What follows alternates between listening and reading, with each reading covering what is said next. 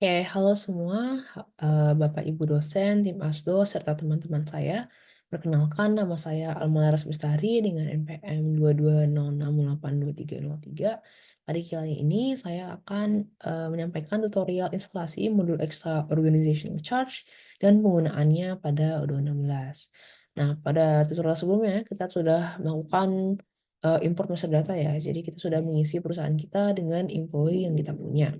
Nah, pada tutorial kali ini kita akan melakukan instalasi modul Extra Organizational Chart dan menerapkan Organizational Chart ini, kita akan mengetahui bagaimana ia beraksi pada salah satu departemen perusahaan kita. Di sini saya menerapkannya pada departemen production. Nah, sebelum itu, dengan database yang sebelumnya kita gunakan, kita harus memastikan bahwa kita telah melakukan instalasi modul Extra Organizational Charge. Nah, jika belum, kita dapat mengunjungi halaman HR Organizational Charge Odoo App Store. Bisa saya klik dulu. Ya, ini bisa langsung di-download buat version 16. Kalau misalnya Anda memakai version lain, bisa diubah menjadi versi 13, 19, dan 14. Namun karena saya menggunakan Odoo versi 16, saya memilih yang 16. Oke. Nah, setelah berhasil diunduh, ekstrak file folder zip tersebut dan pindahkan folder yang telah di-unzip ke folder adds-on yang pada instalasi Odoo SOL dengan Docker yang sebelumnya terbuat. Nah, ini steps-nya sebenarnya sama dengan instalasi modul ekstra yang telah kita lakukan sebelumnya. Jadi pada folder HR pada foldernya kita dapat menambahkan HR Organizational Chart. Nah, ini kurang, mohon maaf. Ini yang benar HR Organizational Chart pada manifest pada Ohram Score. Oke, nah setelah itu kita akan login pada Odoo lokal dan membuka menu apps, lalu klik update apps, dan jika tidak ada berarti kita harus ke developer mode terlebih dahulu dengan bisa di setting saja, dan kita akan keywordnya organizational dan klik aktivasi jika klik activate jika belum diaktifasi, dan setelah diaktifasi tulisannya akan seperti ini, install. Nah, setelah kita memiliki modul Extra HR Organizational Chart, kita dapat melakukan duplikasi database terlebih dahulu. Nah, kita harus melakukan duplikasi ini karena kita akan menghapus beberapa employee yang kita punya sehingga fokus kepada departemen pada production saja atau departemen yang kita punya. Nah, untuk melakukan duplikasi database, kita akan log out, klik manage database, klik tombol duplicate pada database yang ingin diduplicate, dan isi field sesuai ketentuan soal. Di sini password saya tulis admin aja. Dan database yang saya copy, ini database saya sebelumnya. Dan new name-nya npm saya dengan org chart. Nah, klik database yang merupakan hasil dari duplikasi database sebelumnya. Nanti kita akan masuk ke database tersebut. Kita bisa menggunakan salah satu akun employee. Di sini saya login sebagai Robi.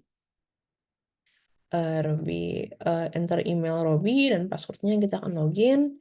Setelah itu kita dapat membuka apps employees. Nah, kita akan hanya fokus pada departemen kita, sehingga employee pada departemen lain akan dihapus semua. Nah, di sini karena Robi berasal dari departemen production, maka saya akan hapus employee yang berasal dari departemen selain production. Jadi isinya cuma production di sini, ada 19 orang, Rahmat, dan seterusnya. Nah, tapi akan seperti ini. Oke, nah selanjutnya untuk membuat organizational chart yang benar, kita akan melengkapi field manager pada masing-masing employee pada departemen yang sama. Nah, di sini isi field manager dengan nama atasan yang sesuai. Nah, perlu diketahui bahwa hierarki paling atas ini akan mendesain diri sendiri sebagai coach. Nah, di sini Robi punya manajer Rio. Kalau misalnya dilihat Rio ini production manager ya. Jadi Robi akan melapor ke Rio ini karena dia production supervisor ya. Nah, oke. Berikut tampilannya ketika semua memiliki manajer yang sesuai. Jadi di sebelah kanan sini ada tulisan manager. Nah, Riri tidak memiliki manajer karena dia merupakan direktur production ya. Jadi mungkin dia bisa melapor kepada CEO-nya, namun pada saat ini karena kita hanya fokus ke satu departemen, jadi dikosongkan saja. Jadi dia coach-nya di sini diganti menjadi Rili saja, tapi manajernya bukan diri sendiri. Karena kalau saya mempelajari bahwa jika di-set diri sendiri akan error. Nah, untuk melihat organizational charge masih dalam ranah employees, klik employees pada navbar-nya. Nah, pada drop down-nya, employees yang ini ya, bukan employees yang gede, tapi employees yang kecil. Nah, pada drop down-nya pilih organizational charge dan klik nama mereka untuk melihat struktur secara lebih lengkap. Nah, ini bisa diklik nanti, tadi awalnya hanya Rili dan Ryu saja. Nanti Rili bisa diklik dan akan muncul Rahi, Rasha, Reno, Riko, Rina, Robby. Double klik lagi dan muncul hierarkinya secara lebih lengkap. Oke, pada tutorial sampai sini saja. Mungkin saya akan menjawab beberapa pertanyaan yang dipaparkan pada lab kali ini. Nah, bagaimana peran struktur organisasi yang Anda buat di Odoo dapat mendukung efisiensi operasional PT kita?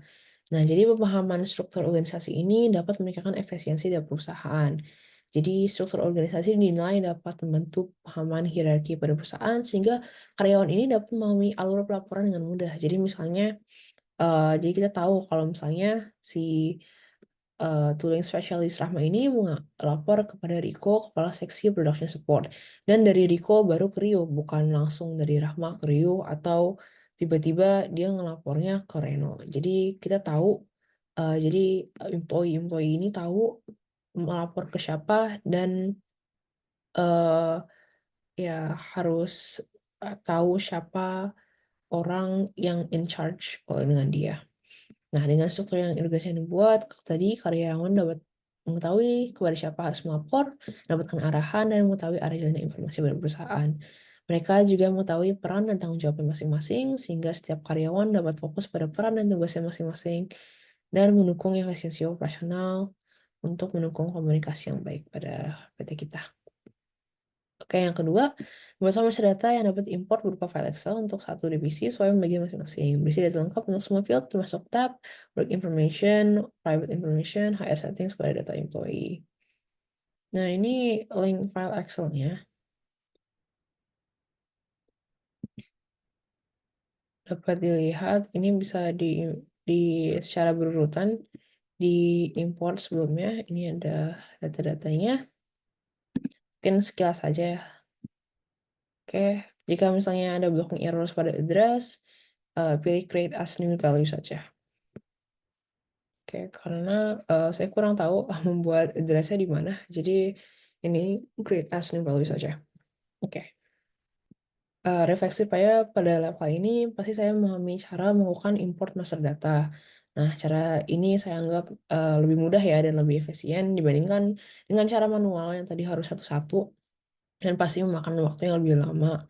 Nah, saya sudah mempelajari tentang organizational chart juga, di mana diagram ini membantu dalam pemahaman hierarki perusahaan sehingga karyawan dapat mengetahui peran masing-masing dan meningkatkan efisiensi serta komunikasi pada perusahaan. Mungkin sekian dari saya. Terima kasih telah menonton video ini. Semoga tutorial ini membantu.